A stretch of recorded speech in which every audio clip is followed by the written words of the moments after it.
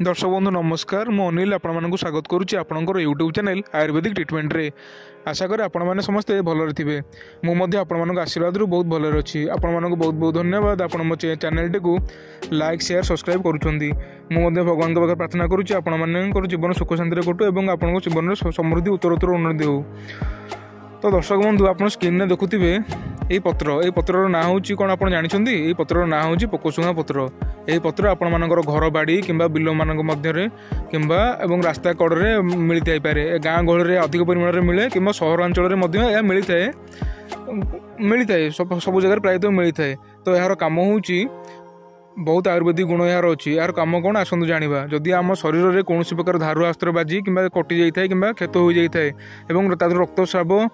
होता है कि रक्त बंद हो न आप कौन करेंगे सांगे सांगे पत्र आनी हाथ में छेची रस बाहर कर